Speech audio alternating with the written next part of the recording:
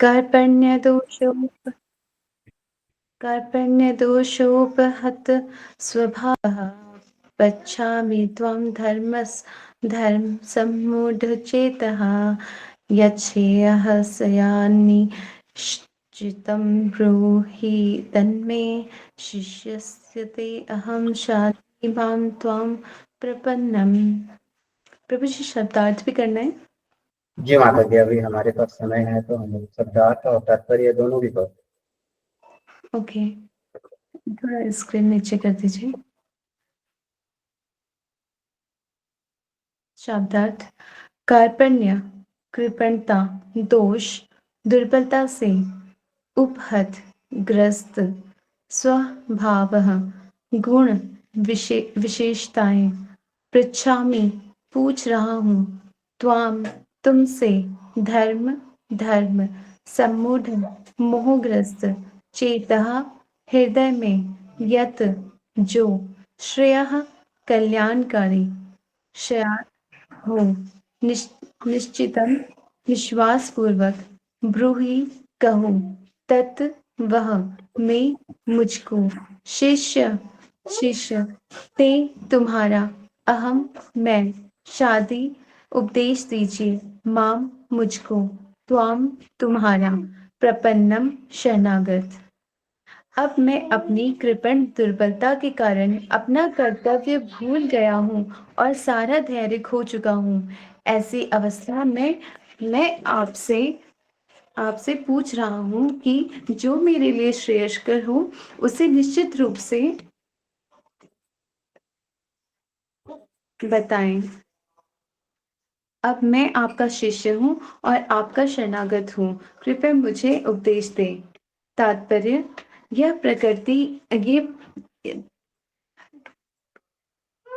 प्राकृतिक नियम है कि भौतिक कार्यकलाप की प्रणाली ही हर एक के लिए चिंता का कारण है। पग पग पर उलझन मिलती है, अतः प्रामाणिक गुरु के पास जाना आवश्यक है, जो जीवन के लिए उद्देश्य को पूरा करने के लिए समुचित पथ निर्देश दे सके। समग्र वैदिक ग्रंथ हमें यह उपदेश देते हैं कि जीवन की अनचाही उलझनों से मुक्त होने के लिए प्रामाणिक गुरु के पास जाना चाहिए। ये उलझनें उस दावाग्नि के समान हैं जो किसी के द्वारा लगाए बिना भपक उठती है। इसी प्रकार विश्व की स्थिति ऐसी है कि बिना चाहे जीवन की उलझनें स्वतः उत्पन्न हो जाती है। कोई नहीं चाहता कि आग लगे, किंतु फिर भी वह लगती है और हम आध्यात्मिक व्याकुल हो उठते हैं। अतः वैदिक वाङ्मय उपदेश देता है कि जीवन की उलझनों को समझने तथा उनका समाधान करने के लिए हमें परंपरागत गुरु के पास जाना चाहिए। जिस व्यक्ति का प्रामाणिक गुरु होता है वह सब कुछ जानता है, अतः मनुष्य को भौतिक उलझनों में न रहकर गुरु के पास जाना चाहिए। यही इस श्लोक का तात्पर्य है। आखिर भौतिक उलझनों में कौन सा व्यक्ति पड़ता है? वह जो जीवन की समस्याओं को नहीं समझता। बृहदारण्यक उपनिषद में व्याकुल व्यग्र मनुष्य का वर्णन इस प्रकार हुआ है: यो वा एतदक्षरम गार्ग्य विदित्वा स्मालोकत तात प्रेति स कृपणः। कृपण का वह है जो मानव जीवन की समस्याओं को हल नहीं करता और आत्म साक्षात्कार के विज्ञान को समझे बिना कुकर सुकर की भांति इस संसार को त्याग कर चला जाता है। जीव के लिए यह मनुष्य जीवन अत्यंत मूल्यवान निधि है, जिसका उपयोग वह अपने जीवन की समस्याओं को हल करने में कर सकता है। अतः जो इस अवसर का लाभ नहीं उठाता वह कृपण है। ब्राह्मण इसके विपरीत होता है, जो इस शरीर का उपयोग जीवन की समस्त समस्याओं को हल करने में करता है। यह एतदक्षरं गार्गी विदित्वा विविद्वातस्य मल्ल तात प्रेति स ब्राह्मणा। देहात्म बुद्धिवश कृपण या कंजूस लोग अपना सारा समय परिवार, समाज, देश आदि के अत्यधिक प्रेम में गवा देते हैं। मनुष्य प्रायः चर्म रोग के आधार पर अपने पारिवारिक जीवन अर्थात पत्नी, बच्चों तथा परिजनों में आसक्त रहता है। कृपण यह सोचता है कि वह अपने परिवार को मृत्यु से बचा सकता है, अथवा वह यह सोचता है कि उसका परिवार या समाज उसे मृत्यु से बचा सकता है।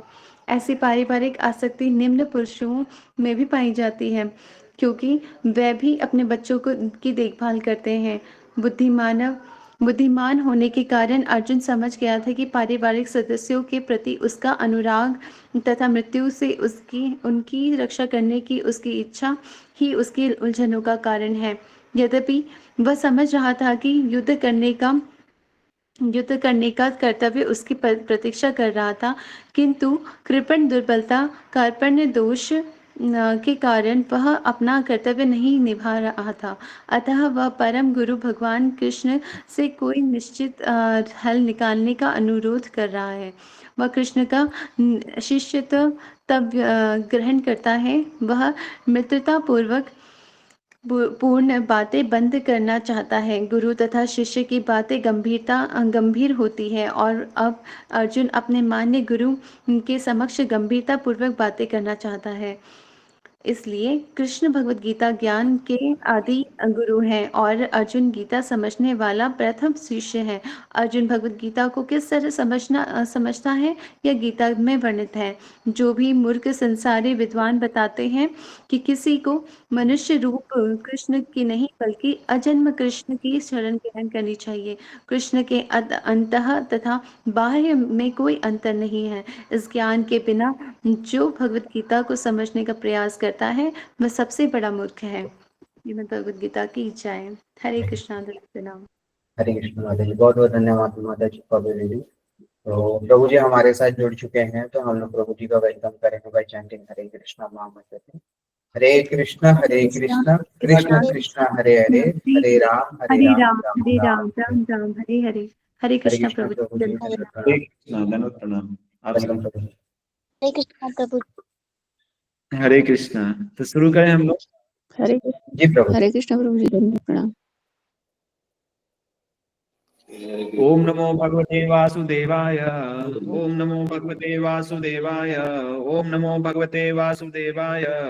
ओम अज्ञानतिमिरान्धस्य ज्ञानाञ्जनशलाकया चक्षुरुन्मिलितं येन तस्मै श्रीगुरुवे नमः। श्रीचैतन्यमनोभीष्टं स्थापितं येन भूतले स्वयं रूप कदा मह्यं ददाति स्वपदान्तिकम्। वन्देऽहं श्रीगुरो श्रीयुतपदकमलं श्रीगुरुन् वैष्णवांश्च श्रीरूपं साग्रजातं सहगण रघुनाथान्वितं तं सजीवं साद्वैतं सावधूतं परिजनसहितं कृष्ण चैतन्य देवं श्रीराधा कृष्ण पादान सहगण ललिता श्री विशाखान्वितांश्च। हे कृष्ण करुणा सिंधो दीनबंधो जगतपते गोपेश गोपिका कांत राधा कांत नमोस्तुते। तप्त कांचन गौरांगी राधे वृंदावनेश्वरी वृषभानुसुते देवी प्रणमामि हरिप्रिये। वाञ्छाकल्पतरुभ्यश्च कृपा सिन्धुभ्य एव च पतितानां पावनेभ्यो वैष्णवेभ्यो नमो नमः। श्री कृष्ण चैतन्य प्रभु नित्यानंद श्री अद्वैत गदाधर श्रीवासादि गौर भक्त वृंद। हरे कृष्ण कृष्ण कृष्ण हरे हरे, हरे राम राम राम हरे हरे। नमो विष्णुपादाय कृष्ण पृष्ठाय भूतले श्रीमते भक्ति वेदांत स्वामिन इति नामिने। नमस्ते सारस्वते देवी गौरवाणी प्रचारिणे निर्विशेष शून्यवादी पाश्चात्य देश तारिणे। मूकं करोति वाचालं पङ्गुलं लङ्घयते गिरिं यत्कृपातमहं वन्दे श्रीगुरुं दीनतारिणं परमानंद माधवं श्री चैतन्य ईश्वरम्। हरे कृष्णा। तो आज के श्रीमद् भगवद गीता कक्षा में आप सबका स्वागत है। तो अभी जो है चल रहा है क्या, गीता जयंती का महीना चल रहा है। तो इसी महीना में भगवान कृष्ण ने श्रीमद् भगवद गीता का उपदेश दिए थे अर्जुन को। तो ये अर्जुन को दिए थे उपदेश कुरुक्षेत्र के युद्ध स्थल में। तो ये उपदेश जो है किसके लिए था? अर्जुन के लिए, या हम हम लोगों जैसे जो कलयुग के जीव हैं उनके लिए? किसके लिए था ये गीता का उपदेश? कलयुग हम के सब जीव के लिए। किनके लिए? हम सबके लिए। कलयुग के जीवों के लिए प्रभु जी। हाँ, कलयुग के जीवों के लिए दिए थे। तो कलयुग के जीवों के लिए दिए थे भगवान। हम सब कलयुग के जीव हैं, तो हम सब के लिए है। तो गीता जयंती कब है? 11 तारीख को है गीता जयंती शायद। तो 11 तारीख को है, हम लोग गीता जयंती भी मनाएंगे और गीता भी बांट रहे हैं हम लोग। तो बांटना भी है, देना भी है लोगों को, जिनके पास नहीं है वहां तक पहुंचाना है भगवद गीता को, और इसको अध्ययन भी करना है, पढ़ना भी है, इसको अपने जीवन में उतारना भी है। तो हम लोग जो हैं आज चर्चा करेंगे। आज का टॉपिक क्या है? आज का टॉपिक क्या है? 2.7 प्रभु जी। आज का टॉपिक है summarize confusion of Arjun. Arjun के जो कंफ्यूजन थे उसको संक्षेप में वर्णन करना है। तो अर्जुन के कंफ्यूजन, तो आज हम लोग 7वां श्लोक लेंगे। 7वां श्लोक लेना है आज, दूसरे अध्याय का, भगवद गीता दूसरे अध्याय का 7वां श्लोक। तो सबसे पहले मैं श्लोक का उच्चारण करूंगा, इसके बाद शब्दार्थ अनुवाद और तात्पर्य को समझेंगे हम लोग अच्छी तरह से। तो हम लोग दूसरा अध्याय खोलते हैं, और दूसरा अध्याय का नाम क्या है? गीता का सार। तो इस अध्याय में 7वां श्लोक, तो 7वां श्लोक का उच्चारण करते हैं हम लोग।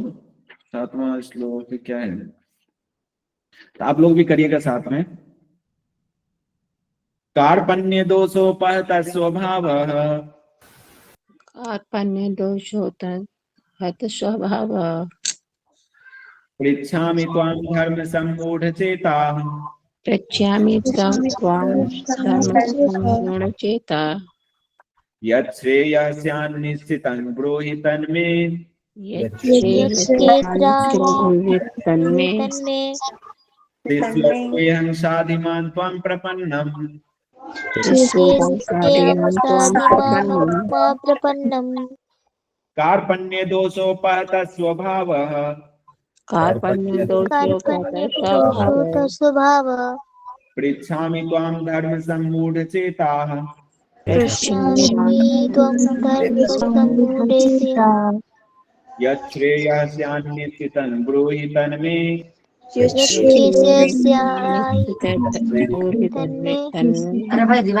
अहं साधिमान् त्वां प्रपन्नम्।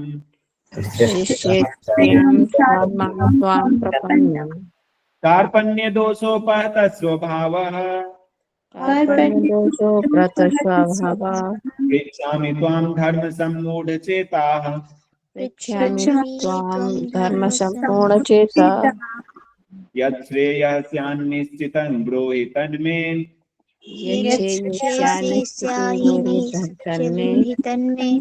शिष्यस्तेऽहं साधिमान् त्वां प्रपन्नम्।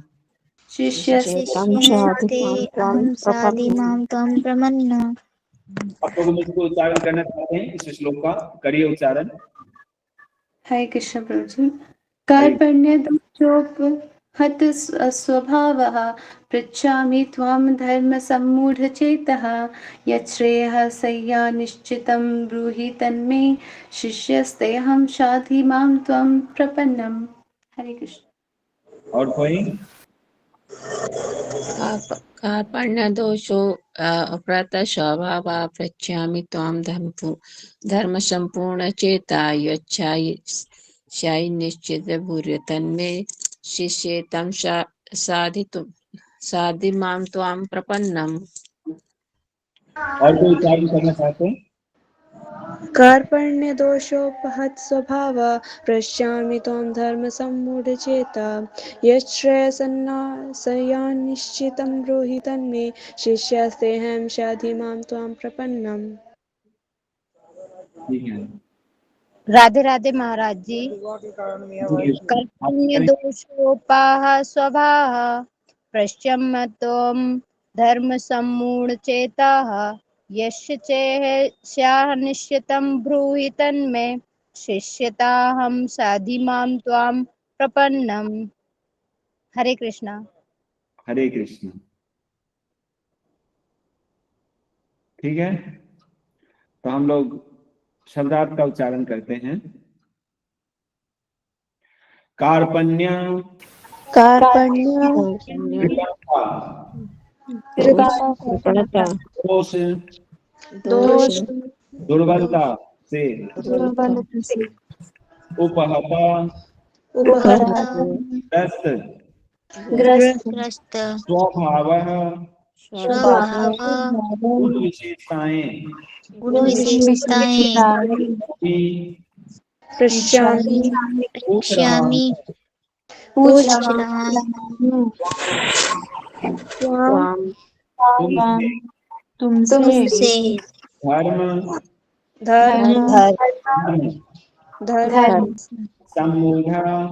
सम्मूढ़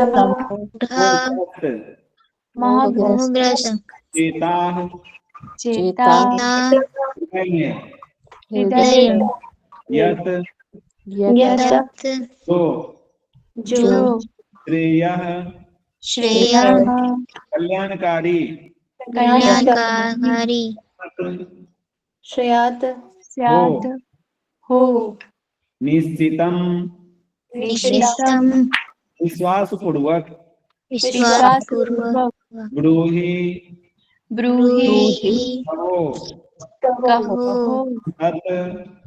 तत् वह मैं मुझको शिष्य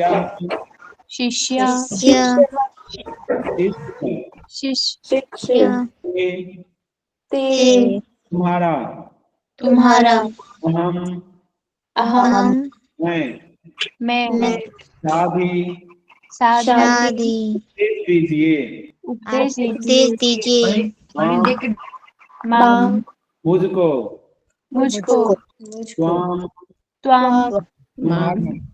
तुम्हारा प्रपन्नम शरणागत। अनुवाद इस प्रकार से है। अनुवाद और तात्पर्य जगद्गुरु शिला प्रभुपाद के द्वारा। जगद्गुरु शिला प्रभुपाद की जय।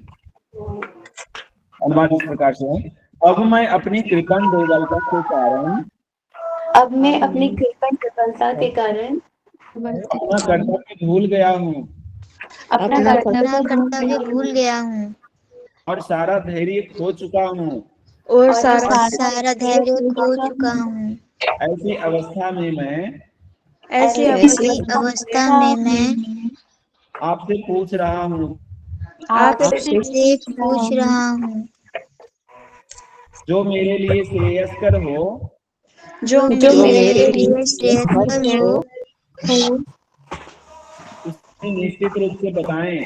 उसे निश्चित रूप से बताएं।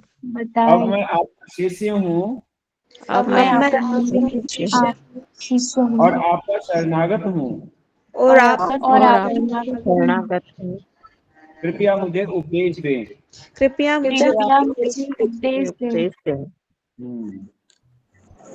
ये कौन बोल रहे हैं किसको?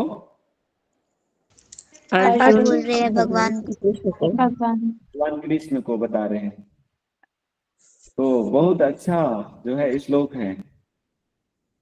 अर्जुन जो है कंफ्यूजन में है, तो क्या करना चाहिए हमें, क्या करना चाहिए, क्या नहीं करना चाहिए।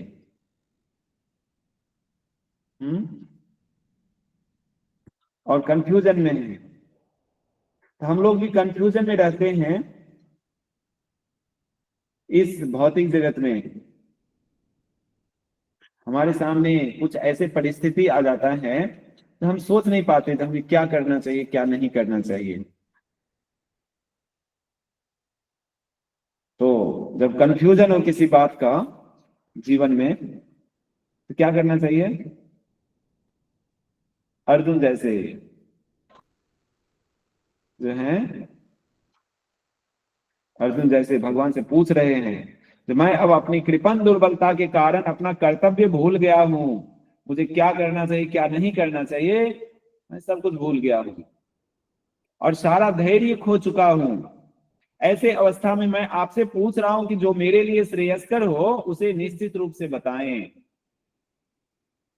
अब मैं आपका शिष्य हूं और आपका शरणागत हूं, कृपया मुझे उपदेश दें। तो अर्जुन को जब कंफ्यूजन हुआ तो अर्जुन क्या किए? कृष्ण के शरणागत हो गए।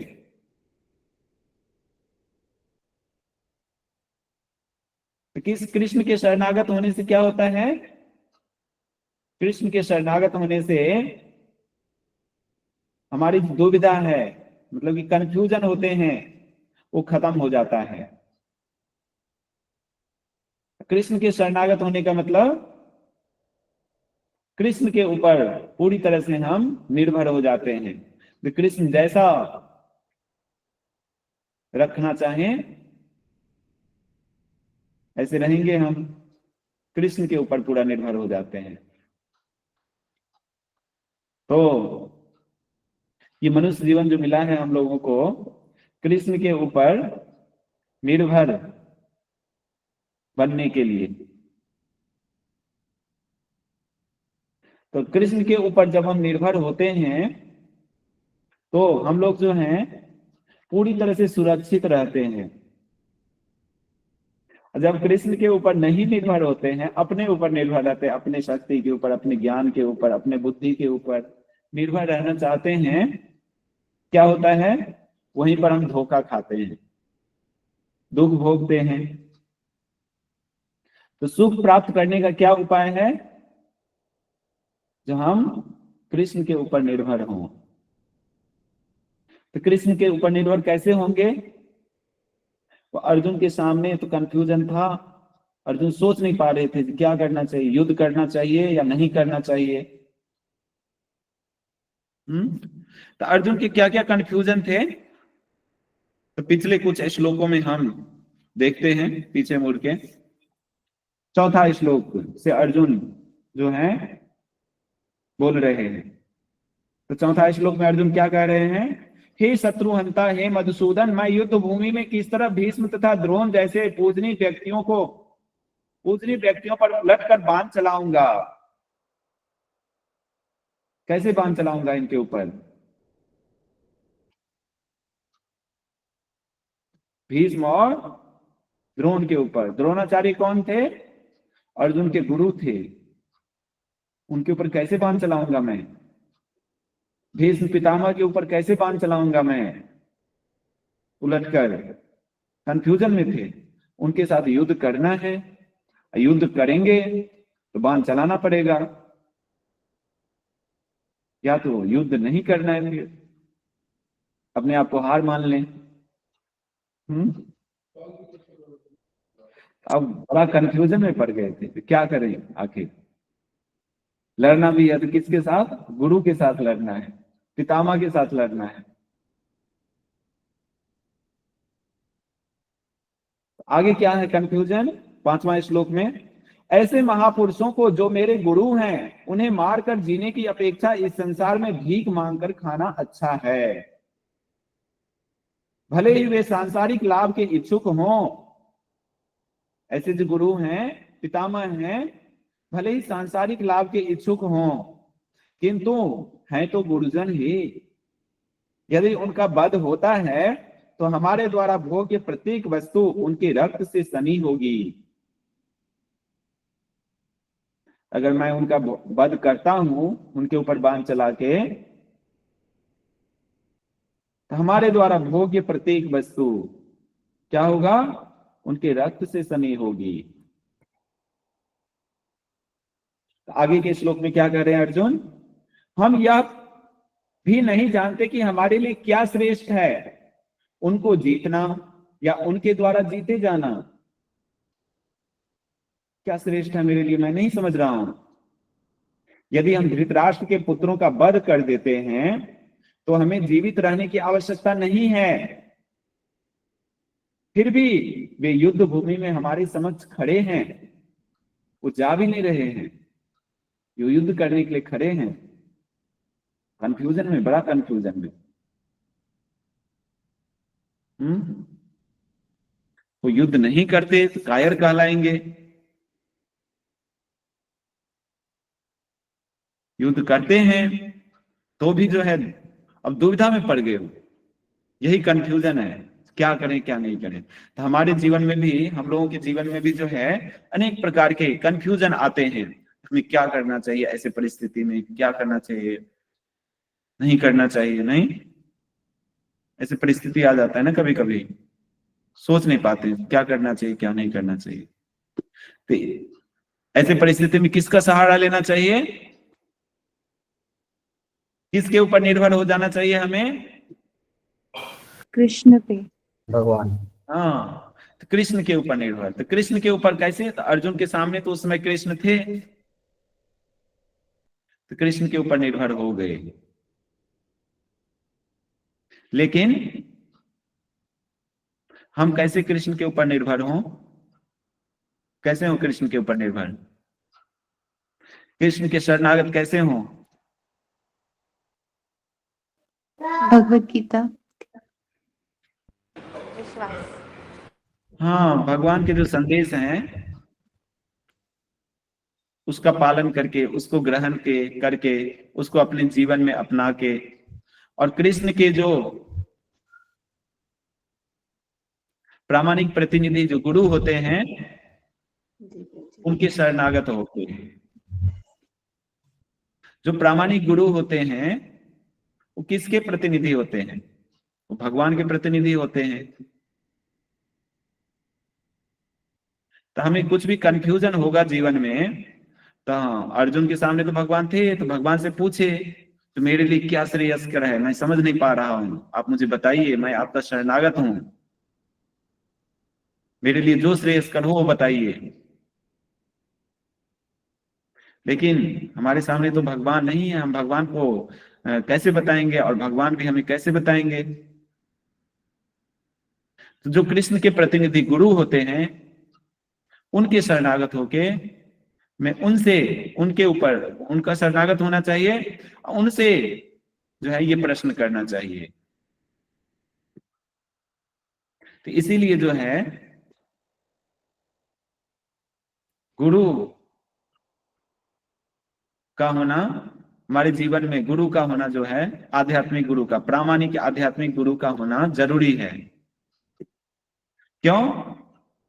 अगर हम गुरु के शरणागत नहीं होते, कृष्ण के शरणागत नहीं होते, अर्जुन दुविधा में थे, कंफ्यूजन में थे, कृष्ण के शरणागत नहीं होते, फिर क्या करते? अगर वो युद्ध करते तो भी उनको पाप लगता, युद्ध नहीं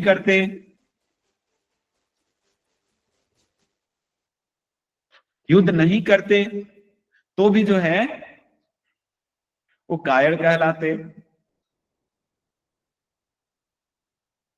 अब कुछ समझ नहीं आ रहा था उनको, कृष्ण के शरणागत होंगे। तो हम लोगों को जो है ये मनुष्य जीवन जो मिला है, किस लिए मिला है? मनुष्य जीवन जो मिला है कृष्ण का दास बनने के लिए, कृष्ण का सेवक बनने के लिए। क्यों? क्योंकि हम सब आत्मा हैं, भगवान के अंश हैं, और भगवान के अंश होने के कारण हम सब कृष्ण के नित्य दास हैं। और कृष्ण का नित्य दास बन के हम जो हैं पूरी तरह से सुखी बन सकते हैं, हमेशा के लिए सुखी बन सकते हैं। तो अर्जुन यहां पर क्या है? दुख में है। क्यों दुख में क्यों है? उनके सामने दुविधा है, क्योंकि अभी तक वो युद्ध करने से मना कर रहे थे कि मैं युद्ध नहीं करूंगा, इससे अच्छा है भीख मांग के खा लेना। इससे अच्छा भीख मांग के खा लेना, मैं युद्ध नहीं करूंगा, इतने लोगों को नहीं मारूंगा।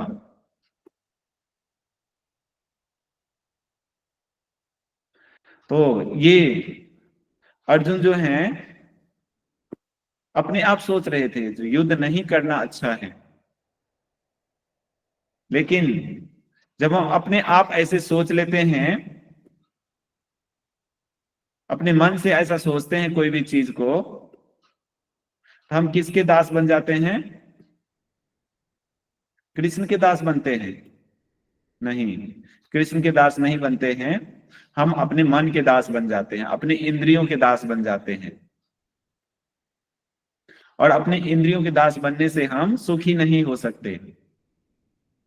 हम सुखी कैसे हो सकते हैं? कृष्ण के दास बन के। अर्जुन फिर जो है कृष्ण के दास बनने के लिए कृष्ण के शरणागत हो गए। अब कृष्ण से पूछ रहे हैं तो मेरे लिए जो श्रेयस्कर हो आप बताइए। तो अर्जुन को भगवान जब भगवान के शरणागत हुए तो भगवान उनको आदेश दिए। क्या करने का आदेश दिए? युद्ध करने का आदेश दिए। तो भगवान जब युद्ध करने का आदेश दिए, तब युद्ध करते। तो उसमें भगवान ये भी बताए, अगर तुम मारे जाओगे तो भी तुम्हें स्वर्गलोक की ऊंचे लोकों की प्राप्ति होगी। अगर तुम जीतते हो तुम्हें राज्य का सुख भोगने के लिए मिलेगा, राज्य का सुख भोगने के लिए मिलेगा। अगर हारते हो तो भी जो है तुम्हें ऊंचे लोगों की प्राप्ति होगी।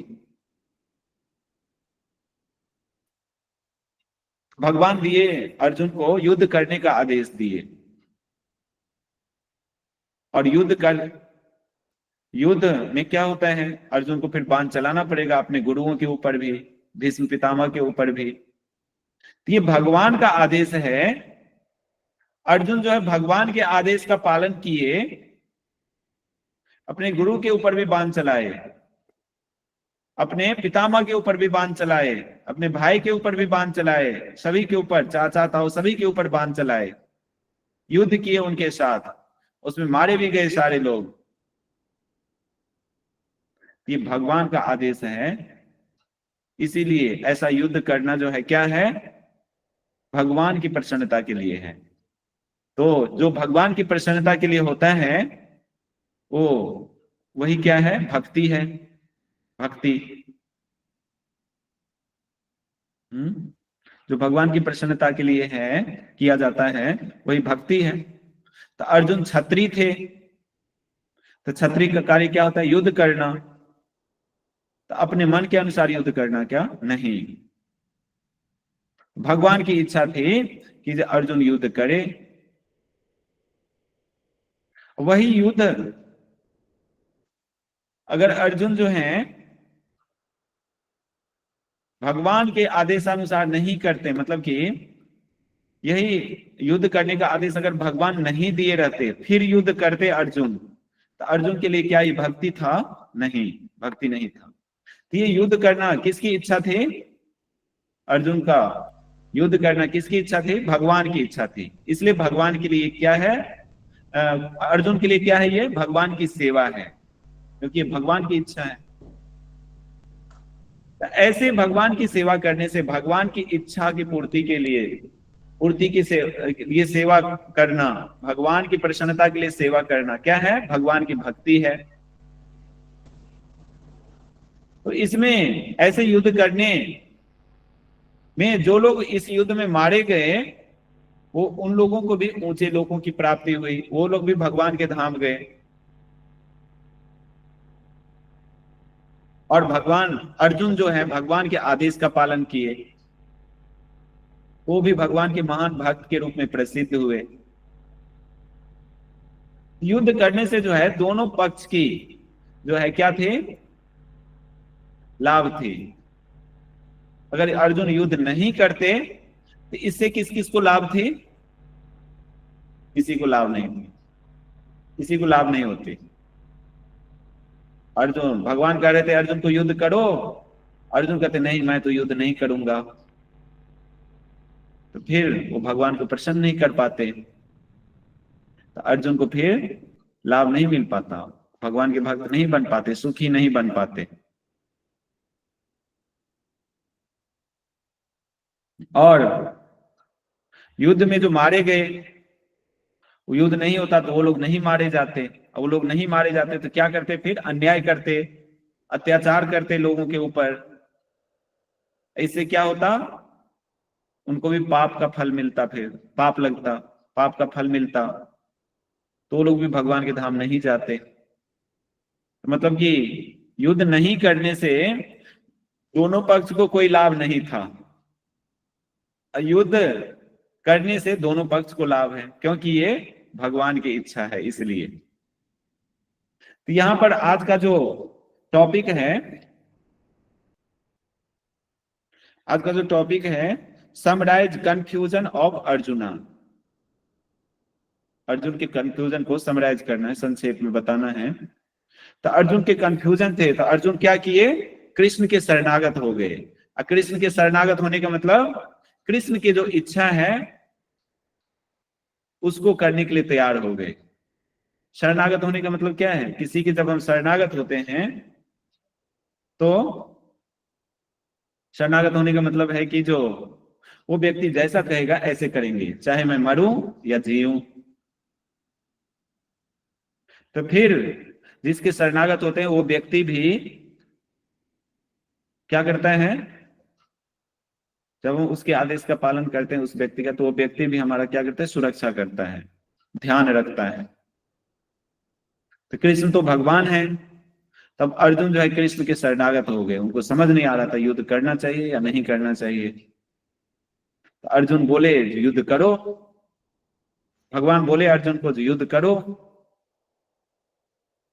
अर्जुन युद्ध किए और भगवान ने क्या किए, उनकी रक्षा किए।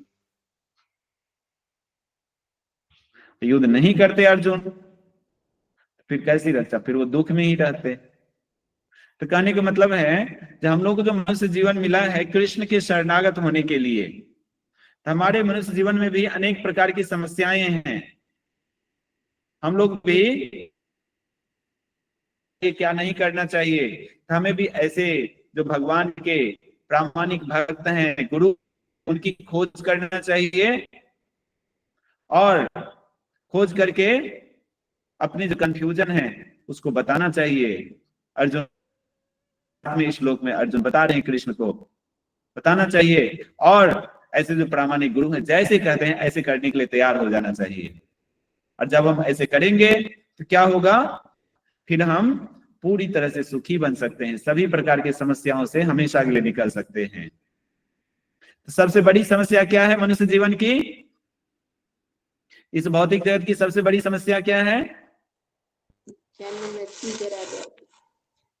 जन्म मृत्यु का चक्र है। तो जन्म मृत्यु का चक्र क्या है, बार बार होने वाला जन्म, बुढ़ापा, बीमारी और अनेक प्रकार के कष्ट, बार बार मिलने वाला जो ये कष्ट है, ये जन्म मृत्यु का चक्र सबसे बड़ी समस्या है इस भौतिक जगत की। इससे हम हमेशा के लिए निकल सकते हैं, निकल जाएंगे जब हम कृष्ण के शरणागत होते हैं। कैसे, कृष्ण के जो प्रामाणिक प्रतिनिधि जो गुरु होते हैं उनके शरणागत होके जब उनके आज्ञा का पालन हम करते हैं, चाहे हमें अच्छा लगे, ऐसे गुरु के आज्ञा अच्छा लगे या बुरा लगे, हो सकता है कृष्ण के जो प्रतिनिधि गुरु हैं वो ऐसे आदेश देते कभी जो हमें तो अच्छा नहीं लगता है लेकिन हमारे लिए अच्छा है। जैसे अर्जुन जब शरणागत हुए कृष्ण के, और ये 7वां श्लोक में बता रहे हैं, अब मैं अपनी कृपण दुर्बलता के कारण अपना कर्तव्य भूल गया हूं, जो क्या करना चाहिए मुझे, क्या नहीं करना चाहिए, और सारा धैर्य खो चुका हूं। ऐसी अवस्था में मैं आपसे पूछ रहा हूं कि जो मेरे लिए श्रेयस करो उसे निश्चित रूप से बताएं। अब मैं आपका शिष्य हूं, आपका शरणागत हूं, कृपया मुझे उपदेश दें। शरणागत हो गए कृष्ण के। अब कृष्ण बोल रहे युद्ध करो। अब फिर से वही समस्या उत्पन्न हो गई। लेकिन शरणागत होने का मतलब क्या है, अब कृष्ण बोले युद्ध करो तो युद्ध करेंगे, अब मना नहीं करेंगे। चाहे कृष्ण मारे या राखें। तो हमें भी गुरु के शरणागत, ऐसे जो भगवान के प्रतिनिधि गुरु हैं उनके शरणागत होना है और उनके आदेश का पालन करना है, चाहे हमें अच्छा लगे या बुरा लगे। तो बुरा भी लगेगा तो क्या होगा, वो हमारे लिए अच्छा होगा। गुरु के जो उपदेश होते हैं, भगवान के जो उपदेश हैं, चाहे हमें अच्छा नहीं लग रहा है लेकिन हमारे लिए क्या होता है, वो अच्छा होता है। जैसे कि एक बीमार व्यक्ति होता है, डॉक्टर के पास जाता है, डॉक्टर उसका इलाज करता है ऑपरेशन करके, सर्जरी करके। सर्जरी जब करता है तो उसको डर लगता है मरीज को, मेरा सर्जरी करेगा, चीर फाड़ करेगा, कितना दर्द होगा, नहीं, डर लगता है। लेकिन उस सर्जरी किसके लाभ के लिए है, डॉक्टर के लाभ के लिए या मरीज के लाभ के लिए? जो बीमार व्यक्ति है उसके लाभ के लिए। सर्जरी करके डॉक्टर ऑपरेशन करेगा तो उसको क्या, वो बीमारी ठीक हो जाएगा उसका, फिर वो सुखी बन सकता है। इसी तरह से गुरु के जो उपदेश होते हैं, गुरु के जो आदेश होते हैं एक शिष्य के लिए, चाहे शिष्य को गुरु का उपदेश अच्छा न लगे लेकिन उस शिष्य के लिए अच्छा होता है। तो शिष्य को क्यों नहीं अच्छा लगता है गुरु का उपदेश? क्योंकि हमारे अंदर जो है काम, क्रोध, लोभ, मोह, अहंकार, ईर्ष्या, द्वेष भरा हुआ है। गुरु इस बात को जानते हैं। ये जो काम, क्रोध, लोभ, मोह, मद, मात्सर्य है, इसको क्या बोलते हैं, अनर्थ भरा हुआ है, जिसके कारण कि हम इस भौतिक जगत में जन्म मृत्यु के चक्र में फंसे हुए हैं। जब हम गुरु के शरणागत होंगे तो गुरु ऐसे आदेश देंगे हमें जिसको करने से ये जो काम, क्रोध, लोभ, मोह, मद, मात्सर्य है धीरे धीरे खत्म हो जाएगा। फिर हम कृष्ण प्रेम प्राप्त कर सकते हैं, असली आनंद को प्राप्त कर सकते हैं, हमेशा के लिए जो आनंद है उसको प्राप्त कर सकते हैं, शाश्वत आनंद को। तो ऐसे गुरु के आदेश पालन करने में हमें अच्छा नहीं लगेगा, लेकिन फिर भी हम गुरु के आदेश का पालन करेंगे एज इट इज, जैसे गुरु बताते हैं। क्या होगा, हमारे अंदर जो अनर्थ है वो धीरे धीरे खत्म हो जाएगा, बीमारी खत्म हो जाएगा। अगर हम नहीं पालन करते हैं, सोचेंगे ये गुरु का आदेश जो है मुझे अच्छा नहीं लगता है तो इसको नहीं करूंगा, तो क्या होगा, बीमारी फिर जैसे कि तैसे बना रहेगा। बीमारी जैसे कि तैसे बना ही रहेगा, फिर हम सुखी नहीं बन सकते, फिर जन्म मृत्यु के चक्र में ही फंसे रहेंगे। तो अर्जुन शरणागत तो हो गए। शरणागत होने का मतलब जैसे कृष्ण कहेंगे अब ऐसे करने के लिए तैयार हो गए। अब यहां पर अर्जुन को कोई मोह माया नहीं रह गया, मोह नहीं रह गया अपने रिलेटिव के प्रति, अपने गुरु के प्रति, अपने पितामह के प्रति। अब वो युद्ध करने के लिए तैयार हो गए, गुरु के आदेश का पालन करने के लिए तैयार हो गए, कृष्ण के आदेश का पालन करने के लिए, चाहे उन्हें अच्छा न लगे तो भी। तो इसी में भलाई था अर्जुन का। तो हम लोगों के जीवन में भी इस भौतिक जगत में अनेक प्रकार की समस्याएं हैं। इन समस्याओं से कैसे निकला जाए ये हमें पता नहीं है। इस भौतिक जगत में सभी लोग जो है समस्याओं से निकलने के लिए अनेक प्रकार के तरीका अपना रहे हैं। कोई लोग जो हैं पैसे कमा के समस्याओं से निकलना चाहते हैं। कोई लोग जो हैं शादी करके, कोई पुरुष सुंदर स्त्री से शादी करके समस्या सुखी बनना चाहता है, कोई स्त्री सुंदर पुरुष से शादी करके सुखी बनना चाहता है, कोई धन कमा के सुखी बनना चाहता है, कोई बहुत पढ़ाई करके सुखी बनना चाहता है, कोई गाड़ी खरीद के सुखी बनना चाहता है, कोई विदेश यात्रा करके सुखी बनना चाहता है। सब लोग हमेशा के लिए सुख हमेशा के लिए जो है सुख है उसको ढूंढ रहा है, लेकिन फिर भी वो सुखी नहीं बन पा रहा है और समस्याओं में फंसा जा रहा है। उसको पता नहीं है कि असली सुख को कैसे प्राप्त किया जाए। तो असली सुख प्राप्त करने का एक ही तरीका है, वो क्या है? जो हम सब जो हैं क्या है? आत्मा है, भगवान के अंश हैं। भगवान के अंश होने के कारण भगवान के नित्य सेवक हैं।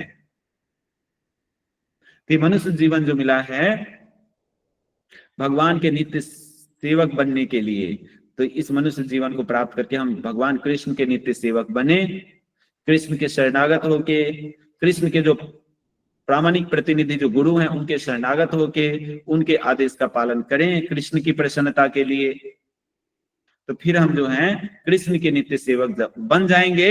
तो फिर हम जो हमेशा के लिए सुख है उसको प्राप्त कर सकते हैं, हमेशा के लिए जो दुख है इससे निकल सकते हैं, इस भौतिक जगत के दुखों से निकल सकते हैं। जैसे कि अर्जुन भी दुख में फंसे हुए थे, तो अर्जुन अब कृष्ण के शरणागत हो गए, तो दुख से क्या होंगे? निकल गए,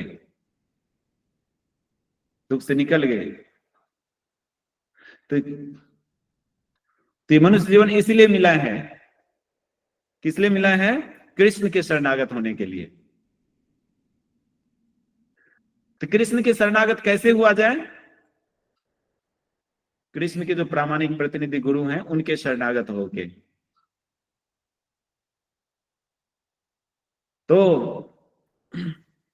कृष्ण के प्रामाणिक प्रतिनिधि जो गुरु हैं वो कैसे पता करें जो कौन प्रामाणिक प्रतिनिधि गुरु हैं? कैसे पता करें?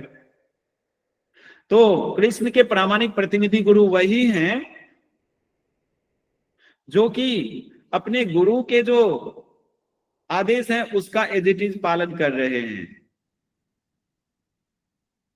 मान लो कोई प्रामाणिक प्रतिनिधि गुरु बन गया लेकिन वो भी अपने गुरु के आदेश का पालन नहीं कर रहा है, केवल प्रामाणिक प्रतिनिधि गुरु ही है। लोग कह रहे हैं हाँ प्रामाणिक प्रतिनिधि गुरु है, लेकिन वो अपने गुरु का एज इट इज पालन नहीं कर रहा है, गुरु के आदेश का।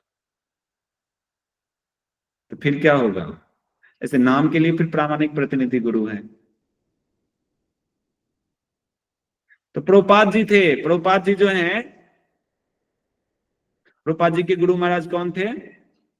भक्ति सिद्धांत सरस्वती गोस्वामी महाराज। तो प्रभुपाद जी के गुरु महाराज ने उनको आदेश दिए थे तो पूरा विश्व में जो है अंग्रेजी भाषा में कृष्ण भक्ति का प्रचार करो, ले जाओ पूरा विश्व में कृष्ण के संदेश को, और कृष्ण भक्ति से संबंधित जो शास्त्र है उसको लिखो, उसको प्रकाशित करो।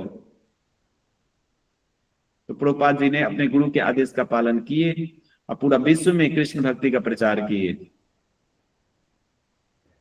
तो जो इसी तरह भक्ति सिद्धांत सरस्वती ठाकुर जो है अपने गुरु जी के आदेश का पालन किए, उनके गुरु जो हैं वो अपने गुरु के आदेश का पालन किए। सबसे पहला गुरु कौन है? सबसे पहला गुरु कौन है? आदि गुरु जिनको बोलते हैं, वो भगवान कृष्ण है। तो भगवान कृष्ण ने सबसे पहले अपना जो ज्ञान है किसको दिए? ब्रह्मा जी को दिए। ब्रह्मा जी जो है वही भगवान का ज्ञान जो प्राप्त किए थे भगवान से, वही ज्ञान आगे किनको दिए? अपने शिष्य किनको? नारद मुनि को दिए। नारद मुनि ने वही भगवान का ज्ञान जो ब्रह्मा जी से प्राप्त किए थे, भगवान का ज्ञान, वही ज्ञान जो है नारद मुनि किसको दिए आगे? अपने शिष्य व्यास देव को। व्यास देव ने अपने शिष्य आगे दिए अपने शिष्य को वही भगवान का ज्ञान। तो इस तरह से गुरु परंपरा के द्वारा आज भी जो है वो ज्ञान एज इट इज हमें प्रभुपाद जी के माध्यम से मिल रहा है। प्रभुपाद जी के माध्यम से, इस्कॉन संस्था के माध्यम से हम लोग जो है आज प्राप्त कर रहे हैं, प्राप्त है। तो जरूरत क्या है? जो प्रभुपाद जी ने जो ये शिक्षा दिए हैं एज इट इज, जो अपने गुरु से सुन रखे हैं, गुरु के जो आदेश हैं, उपदेश हैं, जो गुरु से सुन रखे हैं उसको एज इट इज ट्रांसफर किए सबको। तो प्रभुपाद जी तो दे दिए हैं हम लोगों को ये ज्ञान एज इट इज, भगवान का ज्ञान गुरु परंपरा के माध्यम से प्राप्त करके। हम लोगों को भी क्या चाहिए? जो हम जो प्रभुपाद जी के संस्था में हैं, प्रभुपाद जी के संस्था में प्रभुपाद जी जो नियम बना गए हैं उसको क्या करें? उसको पालन करें एज इट इज, यथारूप पालन करें। जब हम प्रभुपाद जी जो शिक्षा दे गए हैं उसका जब हम एज इट इज पालन करेंगे तो फिर हम कृष्ण को प्रसन्न कर पाएंगे। और कृष्ण को प्रसन्न कर पाएंगे मतलब कि कृष्ण के दास बन पाएंगे, कृष्ण के नित्य सेवक बन पाएंगे और इस जन्म मृत्यु के चक्र से निकल पाएंगे, भगवान के धाम जा पाएंगे जहां पर कि शाश्वत जीवन है, शाश्वत आनंद है। तो ऐसे जीवन को प्राप्त कर पाएंगे। तो कंफ्यूजन से निकलने का एकमात्र उपाय यही है, नहीं तो हम दुविधा में रहेंगे, हम समझ नहीं पाएंगे कि हमें क्या करना चाहिए नहीं करना चाहिए। इसका एकमात्र उपाय यही है जो कृष्ण के शरणागत हुआ जाए, जैसे कि अर्जुन हो गया कृष्ण के शरणागत। तो कृष्ण के शरणागत होने की योग्यता क्या है? तो जैसे अर्जुन यहाँ पे कह रहे हैं कि 7वें श्लोक में ये कृष्ण के शरणागत होने की योग्यता है। तो कृष्ण के हम लोग इतने, इस भौतिक जगत के लोग इतने अपने आप को बुद्धिमान समझते हैं, तो कृष्ण के शरणागत कृष्ण के सामने कहते हैं, गुरु के सामने कहते हैं मैं अब आपका शरणागत हो रहा हूं, लेकिन गुरु जब आदेश देते हैं कोई तो उसको नहीं करते हैं, नहीं करने के लिए तैयार रहते हैं, कहते हैं ये तो मेरे से नहीं होगा, ये मेरे से नहीं होगा। तो फिर शरणागति किस बात की? फिर तो शरणागत नहीं हुए इसका मतलब। तो कृष्ण के शरणागत होने का मतलब कृष्ण जैसा चाहते हैं, गुरु जैसा चाहते हैं, ऐसे करने के लिए तैयार होना चाहिए। तो अर्जुन यहाँ पे कृष्ण के शरणागत हो रहे हैं, मतलब कि अब अर्जुन को कृष्ण जैसे बोलेंगे ऐसे करने के लिए तैयार हो गए। अपने आप को ये घोषित कर रहे हैं कि मैं कुछ नहीं जानता हूं, आप मुझे बताइए क्या करना चाहिए नहीं करना चाहिए। अब कृष्ण से सुनने के लिए तैयार हो गए। अब कृष्ण आगे जो है पूरा भगवद गीता सुनाएंगे।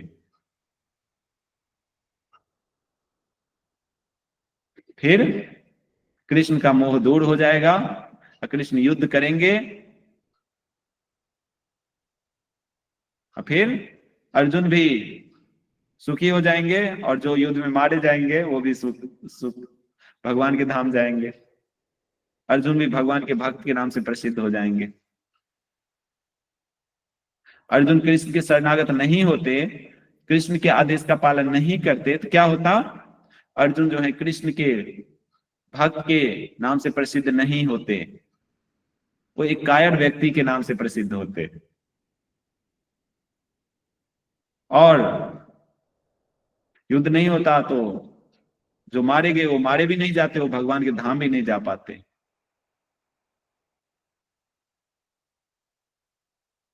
कहने का मतलब है हम सबके मनुष्य जीवन में जो है अनेक प्रकार की समस्याएं हैं इस भौतिक जगत में, और इन समस्याओं से निकलने का एकमात्र उपाय यही है जो कृष्ण के शरणागत हुआ जाए और कृष्ण के शरणागत होके कृष्ण की जो इच्छा है उसको पूरा किया जाए, कृष्ण का सेवक बना जाए। और कृष्ण का सेवक बन के हम लोग जो हैं शाश्वत आनंद को प्राप्त कर सकते हैं। तो कृष्ण का उपदेश कहाँ है? श्रीमद् भगवद गीता में, श्रीमद् भागवतम में। तो इसको हम लोगों को जो है इस भगवान के संदेश को पढ़ना चाहिए, अध्ययन करना चाहिए, इसको अपने जीवन में उतारना चाहिए। अब फिर हम जो है सुखी बन सकते हैं, असली ज्ञान को प्राप्त कर सकते हैं और सुखी बन सकते हैं और समस्याओं से निकल सकते हैं। तो यहीं पे विराम देता हूं मैं। आप लोगों के पास कोई प्रश्न है तो पूछ सकते हैं। हरे कृष्णा। बहुत बहुत धन्यवाद प्रभु जी इतना सुंदर लेक्चर लेने के लिए। तो आप में से किसी भक्तों का अगर कोई प्रश्न है तो आप प्रभु जी से पूछ सकते हैं।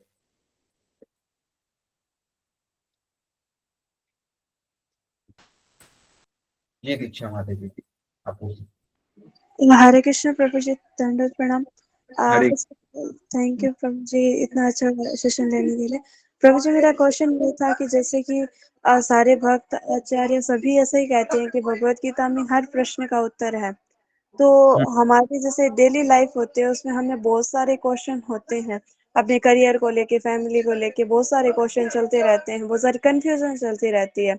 तो प्रभु जी हम ये आर्ट कैसे सीखे कि हम भगवत गीता के थ्रू हर क्वेश्चन के आंसर अपने जीवन में कैसे ले, कि हम एक पर्टिकुलर श्लोक से अपनी सिचुएशन के अकॉर्डिंग कैसे उसके आंसर ढूंढे। प्रभु जी हरे कृष्ण।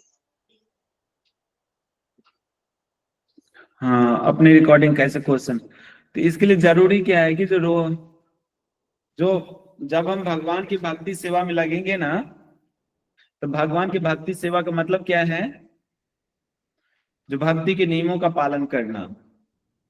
तो भक्ति के नियम क्या है, भक्ति के नियम क्या है, भक्ति रसामृत सिंधु भक्ति के 64 अंग बताए हैं रूप गोस्वामी ने भक्ति रसामृत सिंधु में। भक्ति के 64 अंग जो है उसका पालन करना चाहिए हम लोगों को। तो भक्ति के 64 अंग क्या है, कैसे पता चलेगा, जब हम शास्त्र का अध्ययन करेंगे, भक्ति रसामृत सिंधु का अध्ययन करेंगे तभी पता चलेगा। तो भक्ति के 64 अंग हैं, तो अगर कोई 64 अंग का पालन नहीं कर पाता है तो चैतन्य महाप्रभु क्या बोले हैं, कम से कम उसे 5 अंग का पालन करना चाहिए, कम से कम। तो 5 अंग क्या है भक्ति के 64 अंग में से, जैसे भगवान के पवित्र नाम का जप करना ध्यान पूर्वक, फिर जो गीता भागवत है उसका अध्ययन करना रोज नियमित रूप से, चाहे आधा घंटा ही करें लेकिन रोज करें। जो प्रभुपाद जी ने दिए हैं हमें भगवत गीता भागवतम, उसका रोज अध्ययन करें। प्रभुपाद जी जो दिए हैं ग्रंथ, उसका, किसी भी ग्रंथ का हमें एक एक करके उसको कंप्लीट करना चाहिए। और बार बार, मतलब एक बार सारा ग्रंथ कंप्लीट हो गया फिर दोबारा पढ़ना चाहिए, तिवारा ऐसे करके रेगुलर पढ़ते रहना चाहिए। फिर भक्तों की संग करना चाहिए। भक्तों की संग करने का मतलब भक्तों से श्रवण करना चाहिए। फिर चौथा क्या है, भगवान की सेवा भी करना चाहिए। भगवान की सेवा, पूजा, भोग लगाना, ये सब करना चाहिए। भगवान का प्रसाद ही खाना, भोग लगाएंगे तभी प्रसाद मिलेगा। तो ये 4 अंग हो गया। क्या क्या, भगवान के पवित्र नाम का जप करना, शास्त्रों का अध्ययन करना नियमित रूप से जो प्रभुपाद जी दिए हैं, और भगवान की सेवा करना नियमित रूप से, अर्चा विग्रह की सेवा, पूजा, और क्या है, भक्तों की संगति करना, मतलब भक्तों से श्रवण करना, सुनना, और ऐसे स्थान में रहना जहां पे कि ये सब हो सके। तो जहां पे ये सब नहीं हो सके ऐसे स्थान में नहीं रहना, ऐसे स्थान में रहना जहां पे ये सब आसानी से हो सके, जहां नाम जप हो सके आसानी से, शास्त्र अध्ययन हो सके, भक्तों से श्रवण हो सके, भगवान की सेवा हो सके, ऐसे स्थान में रहना। जब इन 5 अंगों का नियमित रूप से, मतलब रेगुलर हम पालन करते हैं, तो हमें अपने आप जो है क्या होगा, सभी प्रश्नों का उत्तर धीरे धीरे मिलने लगेगा। जब हम शास्त्र अध्ययन करेंगे रोज, तो शास्त्र अध्ययन करेंगे तो शास्त्रों में सब कुछ प्रभुपाद जी बताए हैं, शास्त्रों में बताए हैं ना। तो शास्त्र का रोज अध्ययन करेंगे तभी पूरे शास्त्रों का अध्ययन कर पाएंगे। मतलब साल में कहेंगे कि, महीने में या साल में कहेंगे 1-2 दिन अध्ययन कर लेते आधा घंटा बैठ के, तो उससे क्या सारे शास्त्रों का ज्ञान मिल जाएगा क्या? नहीं। तो फिर सारे प्रश्नों का उत्तर कैसे मिलेगा? तो हमें सारे शास्त्रों का अध्ययन हम कर सकें, 1 बार नहीं, 2 बार, 10 बार करें, 20 बार करें सारे शास्त्रों का अध्ययन। तो इसके लिए ये 10 बार 20 बार सारे शास्त्रों का अध्ययन कैसे कर सकते हैं? जब हम थोड़ा थोड़ा करके रोज पढ़ेंगे शास्त्रों को, तभी जो है सारे शास्त्रों का ज्ञान मिल पाएगा हमें, और तभी हमारे जो सारे जो प्रश्न हैं इस जीवन में, सारे प्रश्नों का उत्तर मिल पाएगा। तो एक तो हो गया शास्त्रों का अध्ययन करने से हमें हमारे पास जो प्रश्न होते हैं उस सब का उत्तर मिलेगा। और दूसरा, हम जब रेगुलर भक्तों से श्रवण करते हैं, सुनते हैं, तो हम भक्तों से भी प्रश्न कर सकते हैं। तो हम भक्त भी हमें हमारे जो प्रश्न होते हैं उसका उत्तर दे सकते हैं। भक्त से जब सुनेंगे हम तो भक्त से प्रश्न कर सकते हैं। श्रवण, भक्तों की संगति का मतलब भक्तों से श्रवण करना, ये भक्ति के अंग में से है ना, तो ये भी रेगुलर करना चाहिए। फिर हम शास्त्रों से ज्ञान भी प्राप्त कर लिए, सारे प्रश्नों का उत्तर मिल गया, और भक्तों से श्रवण भी किए, सारे ज्ञान मिल गया, तो करना क्या है फिर? तो भगवान के नाम का जप करना है। किस लिए? कृष्ण प्रेम प्राप्त करने के लिए। सारे शास्त्रों का उद्देश्य क्या है? कृष्ण का भक्ति करना। भक्तों की संगति का उद्देश्य क्या है?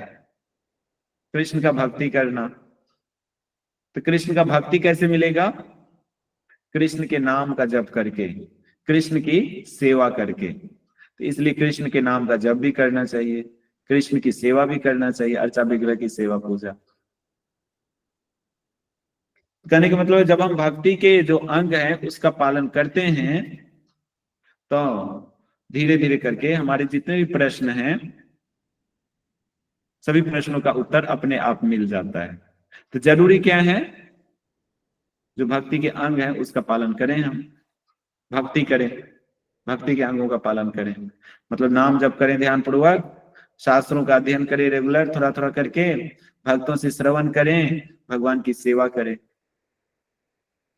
तो अपने आप सारे प्रश्नों का उत्तर मिल जाएगा। तो अभी जैसे श्रवण कर रहे हैं ना, तो आपके अंदर प्रश्न था तो आप पूछे मेरे से प्रश्न, तो आपको इसका उत्तर मिल जाए। हो सकता है आज जो प्रश्न पूछ रहे हैं इसके अलावा और भी बहुत सारे प्रश्न हो, और नए नए प्रश्न आएंगे आपके, कल आएंगे, परसों आएंगे, ऐसे नए नए प्रश्न आएंगे। तो रोज श्रवण करते रहेंगे तो रोज पूछ सकते हैं, फिर उसका उत्तर मिलता जाएगा आपको।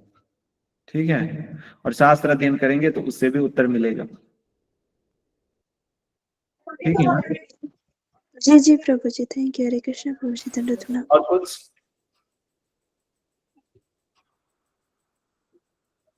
थैंक यू प्रभु।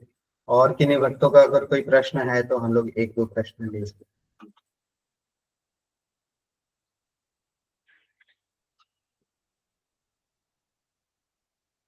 हरे कृष्ण। जी प्रभु जी, हिमांशु प्रभु जी, आप पूछ सकते हैं। हरे कृष्ण प्रभु जी, दंडवत प्रणाम। हरे कृष्ण। प्रभु जी, मैं कुरुक्षेत्र से स्कूल डिवोटी हूँ। प्रभु जी, मैंने फर्स्ट टाइम आपका लेक्चर अटेंड किया, काफी अच्छा लगा। प्रभु जी, आप प्लीज मेरा नंबर ग्रुप में ऐड करवा देंगे ताकि मैं रेगुलरली आपके लेक्चर्स अटेंड कर सकूं। तो ग्रुप में ऐड हो जाएंगे। यहाँ पे जो आप कैसे ज्वाइन किए इसको? आज एक्चुअली मेरे किसी नोन भैया ने मुझे सेंड किया था ज्वाइन करने के लिए। सो मुझे अच्छा। अभी इन्फॉर्म नहीं है कि मतलब कोई ग्रुप है या नहीं है। सो अभी काफी अच्छा लगा आपका लेक्चर अटेंड करके। सो मन में इच्छा थी कि आपके और लेक्चर अटेंड करूं प्रभु जी। मैं तो ऐड नहीं करता हूँ इस ग्रुप में। तो ये सूरज प्रजापति प्रभु हैं, सुनील प्रजापति प्रभु, जी प्रभु जी। ये करते हैं क्या? आप करते हैं सुनील प्रभु जी? प्रभु जी एक लिंक है वो मैं आपको सेंड करता हूँ, आप उस व्हाट्सएप ग्रुप पे आप ज्वाइन कर लीजिएगा। तो वहाँ पे हमारा रोजाना भगवत गीता का क्लास होता है और 8 बजे से हमारा कृष्णा रीडिंग सेशन होती है, तो आप उसको कंटिन्यू कर सकते हैं। मैं आपको ओके प्रभु, भेजता हूँ। थैंक यू सो मच प्रभु जी। हरे कृष्णा। दंडवत प्रणाम प्रभु जी। ठीक है प्रभु, धन्यवाद। और कुछ?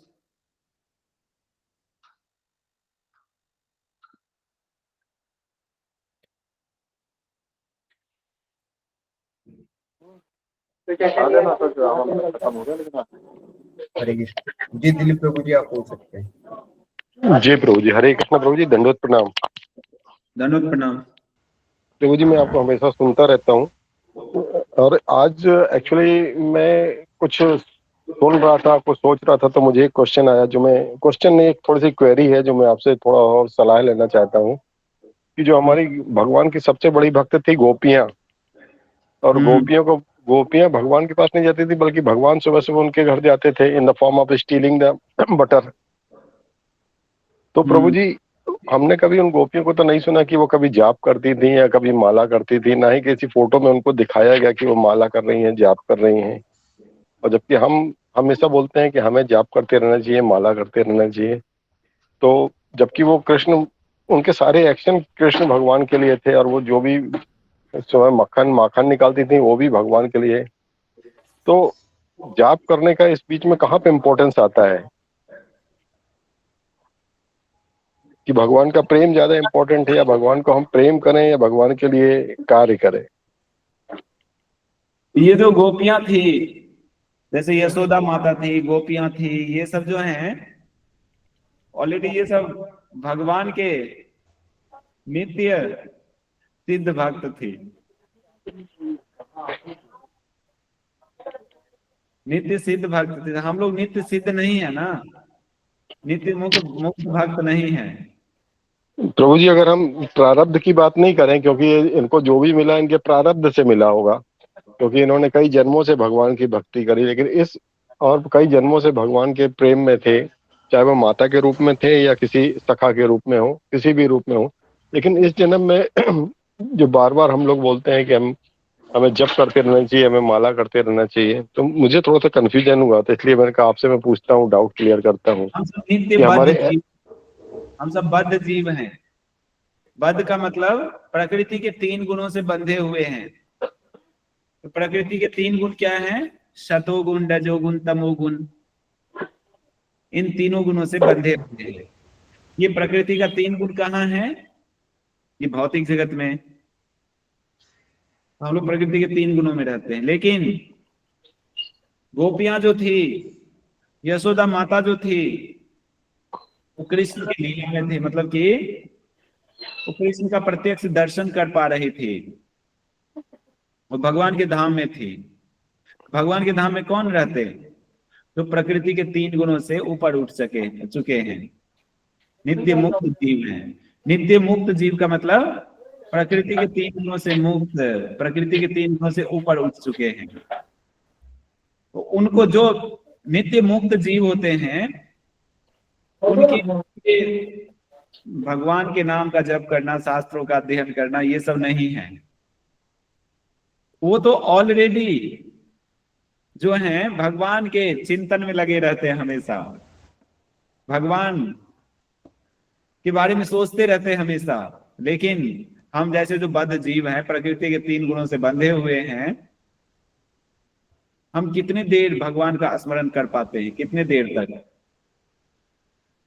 तक कर पाते हैं? 24 घंटा में आप कितने देर करते हैं भगवान का स्मरण? प्रभु जी, मैं तो ज्यादातर कोशिश करता हूँ सुबह 5:30 5 बजे उठने के बाद से थोड़ा सा फ्री होकर के जाप करता रहता हूँ। फिर मान के चलिए प्रभु जी 5-6 घंटे तो, और जो भी मुझसे कुछ भी पूछता है तो मैं यही रिप्लाई देता हूँ कि सब ईश्वर की कृपा है, ईश्वर का आशीर्वाद है, या उनकी इच्छा से हो रहा है, चाहे प्लस हो या माइनस हो। हम लोग तो ऐसे जीव हैं जो भगवान का नाम जब करते हैं ना, तो भी भगवान का स्मरण नहीं होता है, दुनियादारी का स्मरण करते रहते हैं। करते हैं कि नहीं?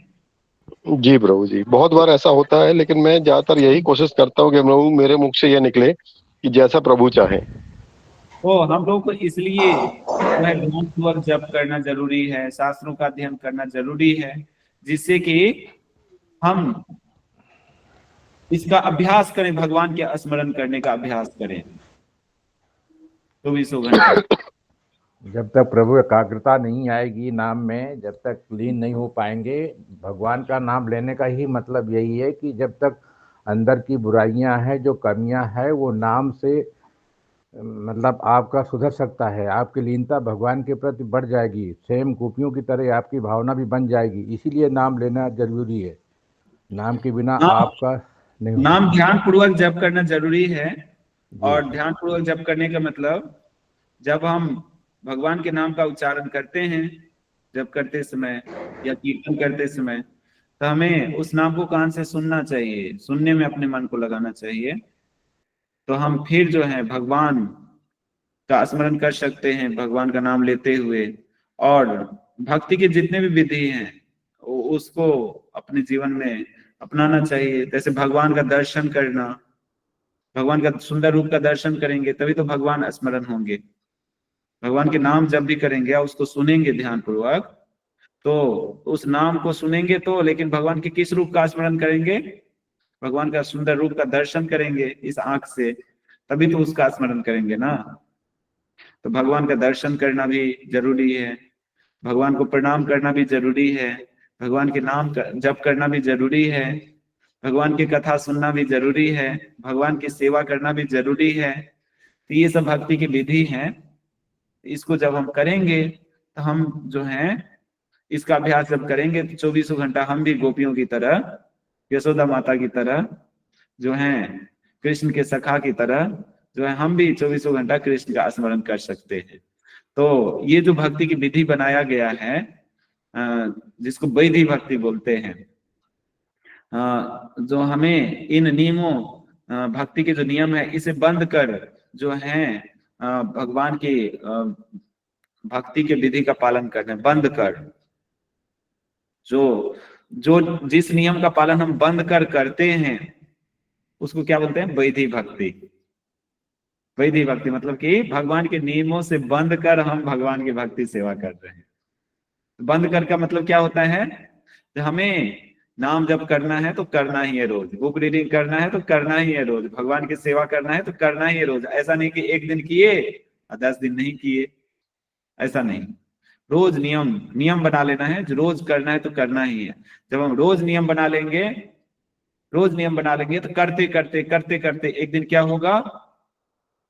करते करते फिर हमें अपने आप भगवान का स्मरण होता रहेगा।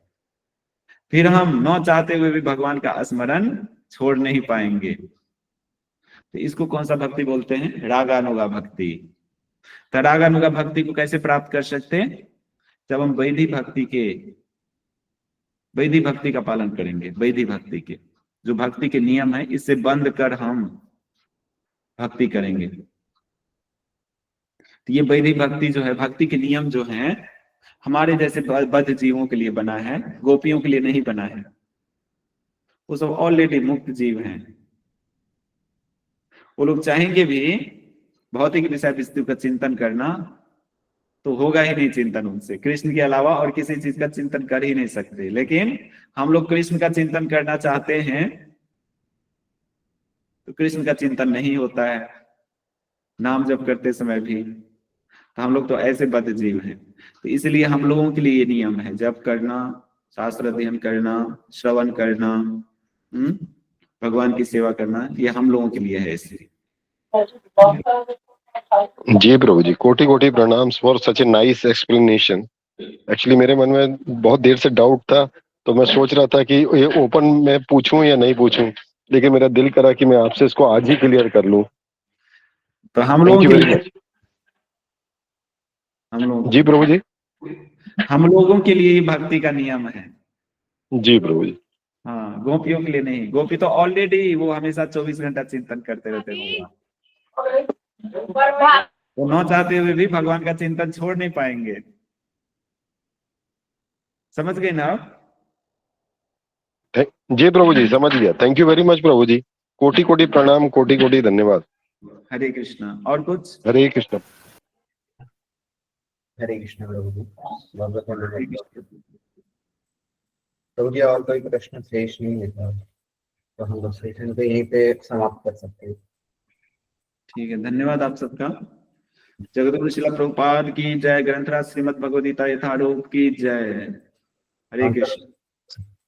तो हम सब कहीं मिलकर प्रभु जी का धन्यवाद करेंगे भाई चैंटिंग हरे कृष्णा महामंत्र से। हरे कृष्णा हरे कृष्णा हरे कृष्णा कृष्णा कृष्णा कृष्णा हरे राम हरे कृष्ण। आप सभी भक्तों का बहुत बहुत धन्यवाद कि आप इस तरह से ज्वाइन करते हैं भगवद गीता क्लास में। तो आपसे आग्रह रहेगा कि आप हमेशा भी इसी तरह ज्वाइन करते रहिए और अपने साथ साथ अपने फैमिली मेंबर्स को भी जोड़िए और साथ साथ अपने मित्रगणों को भी साथ में जोड़िए ताकि वो भी कृष्ण भावना से जुड़ सके। तो हम सब ये सेशन को यहीं पे समाप्त करते हैं।